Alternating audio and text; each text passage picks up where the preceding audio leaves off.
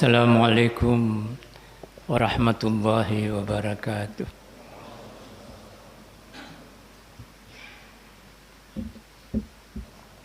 Rasulullah sallallahu alaihi wasallam. Alhamdulillahi wahidil qahar, al-azizul ghaffar, mukawwiril laili 'alan nahar, tadhkiratan li ulil qulubi wal absar. Asyhadu an la ilaha illallah Rabbus samawati wal ardi wa ma bainahuma azizul ghaffar. Wa asyhadu anna Muhammadan abduhu wa rasuluh al-mab'utsu rahmatan lil alamin. Allahumma salli wa sallim wa barik ala sayyidina Muhammad wa ala alihi wa sahbihi ajma'in. Amma ba'du fa ya ibadallah, usikum wa iyaya bitaqwallah. Ittaqullah haqqa tuqatih wa la tamutunna illa wa antum muslimun.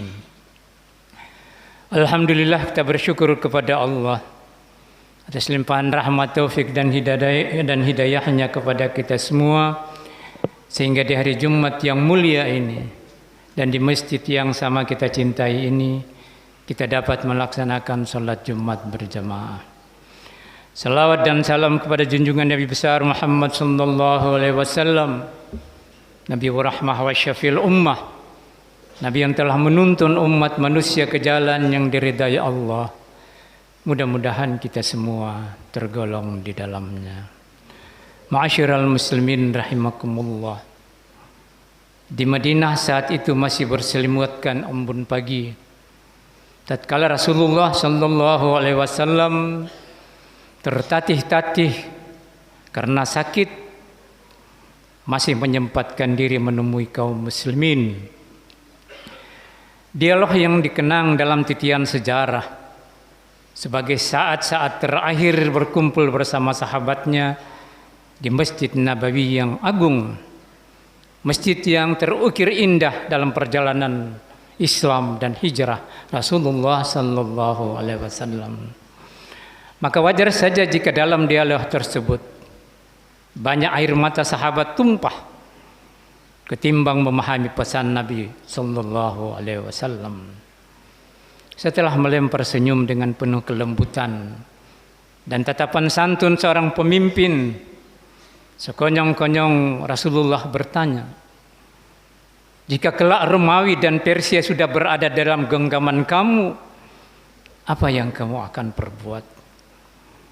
Tanya Rasulullah.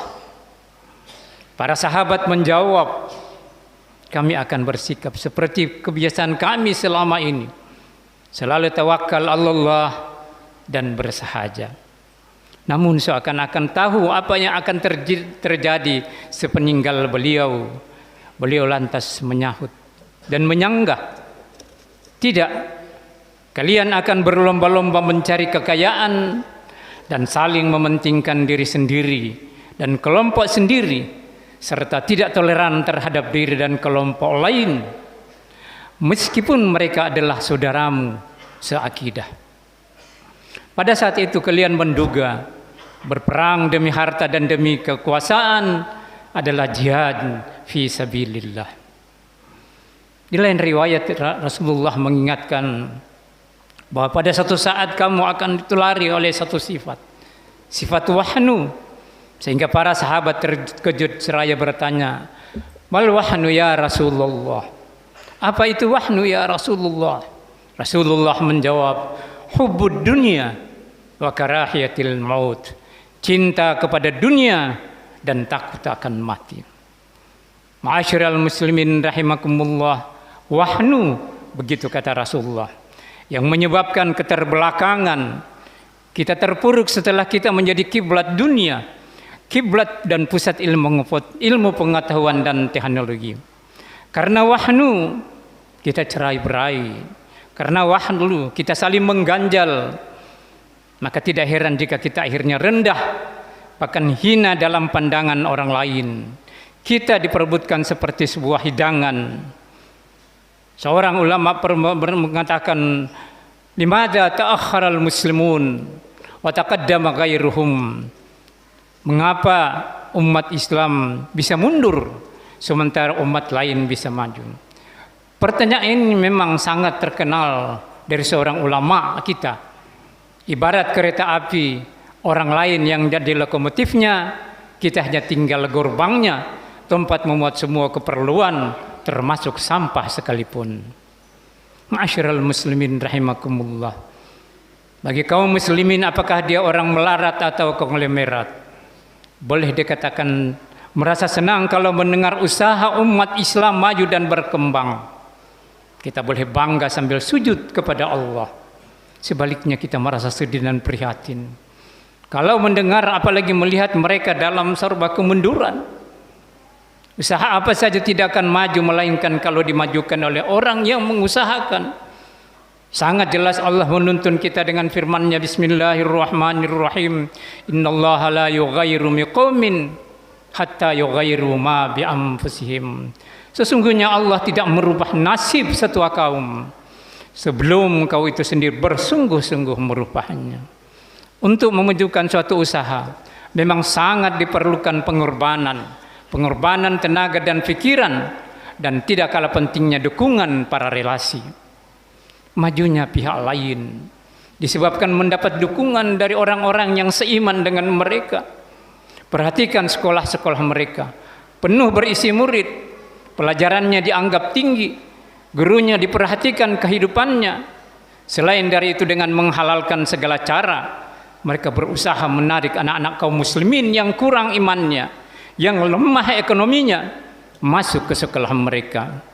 Dalam sekolah mereka memang diajarkan bermacam disiplin ilmu, sains dan teknologi, dan memang mereka mengajarkan sehingga anak-anak muslim yang tamat dari sekolah mereka memiliki ilmu pengetahuan dan disiplin yang tinggi, dan itu tidak bisa kita nafikan.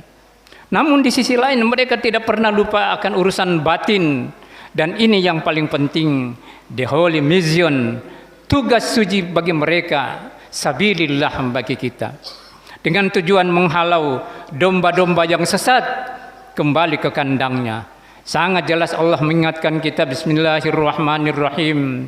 Lan tarda angkal yahud wan nasara hatta tattabi'a millatahum. Tidak reda orang-orang Yahudi dan Nasara kecuali kita menjadi domba-domba peliharaannya. Berapa banyak cendekiawan muslim yang menyelesaikan pendidikan di dunia barat, setelah kembali malah mengeluarkan fatwa yang membingungkan umat Islam. Jelas target yang mereka harapkan, menjauhkan anak-anak kaum muslimin dari ajaran agama mereka, menjauhkan dari jiwa dan semangat Islam tanpa harus berpindah agama. Jadi majunya sekolah mereka karena adanya bantuan sungguh-sungguh, malah mendapat bantuan yang tidak sedikit dari kita kaum muslimin.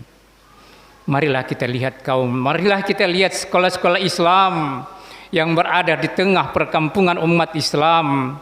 Atau jika tidak berlebihan, marilah kita tengok madrasah-madrasah yang menempel di empiran masjid. Kesannya subhanallah, la yahya wa la yamut, tidak hidup tetapi juga tidak mati.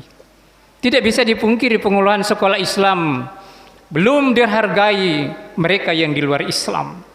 Bagaimana timbul penghargaan padahal kaum muslimin sendiri tidak menghargainya? Terlebih dalam praktik ibadah masih dijadikan pelajaran sambil lalu yang boleh ditunda dan boleh dinanti. Tunggu bila sampai remaja belia, tunggu kalau sudah berumah tangga, menunggu kalau sudah mendekati liang lahat, barulah disuruh menuntut pelajaran agama, barulah belajar mengaji, barulah mampir ke masjid. Akibat dari semua itu sukar kita temukan remaja muslim, bahkan yang terpelajar, terpanggil hatinya memakmurkan masjid. Keadaan itu berkembang di semua tatanan kehidupan masyarakat. Tidak dapat dipungkiri dunia pendidikan kita telah berhasil menelurkan kaum intelektual dan dengan berbagai disiplin ilmu, bahkan mampu menciptakan lapangan kerja yang kering dan lapangan kerja yang basah. Namun dunia pendidikan kita masih terlalu jauh, bahkan gagal menciptakan kaum terpelajar yang matanya basah karena cinta dan rindu kepada Allah. Mari kita telah siapa saja pendidikan apa, jabatan apa, yang banyak menghiasi layar kaca dan akhirnya menjadi penghuni LP yang dulu kita sebutkan dengan penjara. Itu pun masih disisipkan pelajaran agama yang sudah dikerdilkan. Inilah hasil dan sistem pendidikan kita yang kita banggakan selama ini. Rasulullah pernah bersabda, "Man izdada ilman walam yazdad huda fabu'dan." Barang siapa yang bertambah ilmunya tetapi tidak bertambah hidayahnya, maka tidaklah dia dekat dengan Allah, malah semakin jauh dari Allah. Ma'asyiral muslimin rahimakumullah. Bagaimana dengan balai pengobatan, tempat kita merujuk dan berobat jika sakit, berbilang tahun berdiri, keberadaannya hampir sama dengan tiada. La yahya wa la yamut, tidak hidup tetapi juga tidak mati. Sungguh memprihatinkan. Sementara milik orang lain tumbuh dan berkembang dengan pesat. Semua itu hasil jerih payah dan kerja keras, dan paling utama adalah dukungan dari mereka yang seakidah. Dan itu pun tidak bisa kita nafikan. Namun jika diperhatikan keberhasilan itu tidak terlepas dari dukungan kita kaum muslimin. Tidak sedikit yang berbangga diri, merasa bergengsi berobat di tempat mereka dengan alasan yang memang sangat logis bahwa fasilitas mereka sangat-sangat mendukung.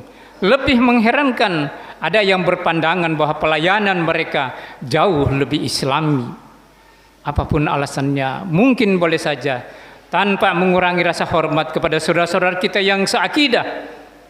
Kita doakan kepada Allah Rabbi, semoga dalam menghadapi sakaratul maut jangan sampai mengucapkan kalimat syahadat di bawah palang salib. Ma'asyiral muslimin rahimakumullah. Bagaimana keadaan ekonomi kita umat? Pada dasarnya telah banyak usaha dilakukan. Tidak terbilang warung toko tumbuh seperti jamur di musim hujan. Namun sebagaimana lekas berdiri, begitu juga lekas ambruknya. Baru saja dibangun tidak berapa lama bangkrut. Kesannya la yahya wa la yamut, tidak hidup dan tidak juga mati. Faktor penyebabnya adalah perilaku kita tidak jujur, yang tidak jujur dan tidak amanah. Diperparah dengan pelayanan dan manajemen yang tidak profesional. Dan jika kita lebih meneliti kemundurannya, semua itu disebabkan kurang mendapat dukungan dari saudara-saudaranya sesama muslim. Perhatikan di subuh hari, bahkan di saat Ramadan, siapa yang menjual apa dan siapa yang antri membeli apa. Itu untuk berbuka puasa Ramadan yang kita muliakan. Di saat kita bangga dengan kehadiran perbankan muamalah yang menerapkan sistem syariah, mengembangkan simpan pinjam islami, di saat yang sama pihak lain juga menerapkan sistem perbankan simpan pinjam yang dalam prakteknya konon tidak kalah islami. Lantas mengapa mereka lebih berhasil? Di pelosok desa tidak sedikit kaum muslimin menjadi pengurusnya, apalagi sebagai nasabahnya. Bukan hanya sawah, rumah, bahkan akidah pun tergadai. Sementara di tengah hingar-bingur perekonomian, satu persatu Baitul Mal wa Tanwil BMT gulung tikar. Di sisi lain, kemunduran itu disebabkan sikap dan perilaku kita yang lebih senang berbelanja kepada golongan lain, walaupun dengan harga yang lebih kurang sama. Tetapi kalau berhutang, barulah kita ingat ke tempat saudara kita yang muslim. Praktek dan kebiasaan ini jelas sangat merusak berkembangnya ekonomi saudara kita yang muslim. Adanya sifat yang seperti ini, maka tidak jarang saudara kita muslim akhirnya tidak percaya kepada saudaranya sesama muslim. Mereka terpaksa harus percaya kepada orang lain yang jelasnya tidak seakidah. Terlebih di saat perdagangan tumbuh mengglobal dengan persaingan yang sangat kompetitif. Ada sifat kita yang kurang terpuji.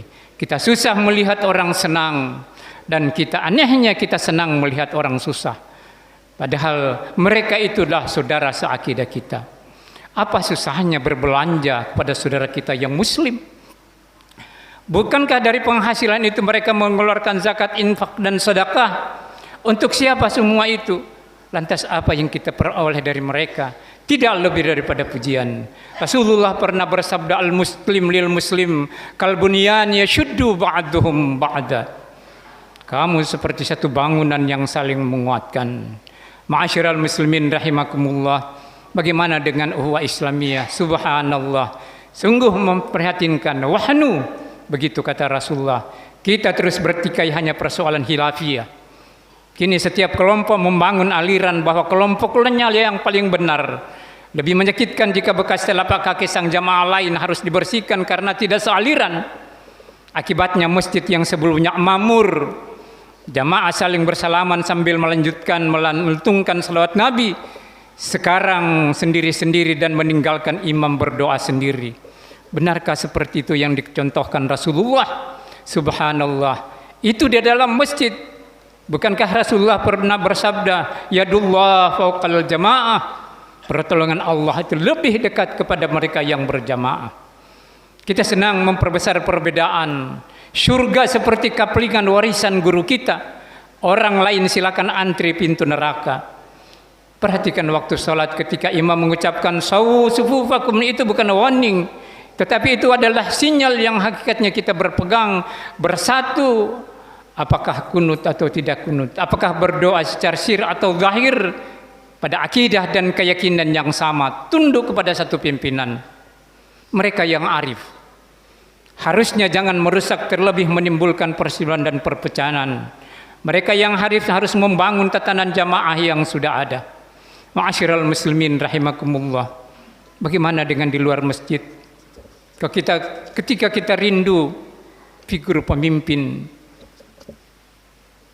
jika orang lain berlainan akidah bisa menyatu, kita yang sama akidah malah berpecah belah. Kekalahan dan kekalahan seperti tidak menjadikan pembelajaran. Lebih memprihatinkan, banyak statement dari orang terpelajar seperti menggiring kita untuk memisahkan urusan dunia jauh dari agama. Sungguh Allah mengingatkan kita, apa saja persoalan di dunia bahkan di akhirat nanti tidak terlepas dari wahyu ilahi dan sunnah Rasulullah. Itulah sebabnya tidak lagi orang sholat dalam kubur, tidak adalah pemilihan anggota dewan yang terhormat di dalam kubur, tidak adalah mahkamah agung di surga. Itu hanya ada di sini, di bumi yang kita pijak ini. Di akhirat nanti hanya ada persidangan akhbar yang maha adil. Akan ditanyai apa yang engkau perbuat di dunia, bahkan memilih RT sekalipun. Banyak ayat-ayat Al-Quran yang menuntun dan memerintahkan kepada kita seharusnya, kepada siapa seharusnya kita sandarkan harapan kita. Pernah berkembang isu yang menuntut kita misi impossible, yang tidak dan mustahil. Kenyataan sekarang ketika kepemimpinan dalam genggaman mereka dengan pertumbuhan penduduk, ditopang laju pertumbuhan ekonomi, anak-anak mereka maju dengan pesatnya, pendidikannya, pengkaderan, perencanaan masa depan, membuat kita terpinggirkan. Sementara kita terlena terbuai dengan yang glamor, gemar menghasut, senang memfitnah, suka berkhianat dan memecah belah umat. Inikah yang akan kita wariskan kepada anak dan keturunan kita?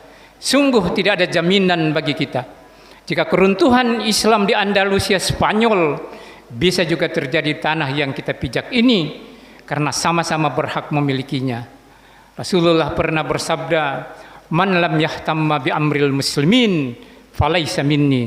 Barang siapa yang tidak memperhatikan urusan-urusan umat Islam, maka dia bukan dari golonganku. Ma'asyiral muslimin rahimakumullah, kita sangat berharap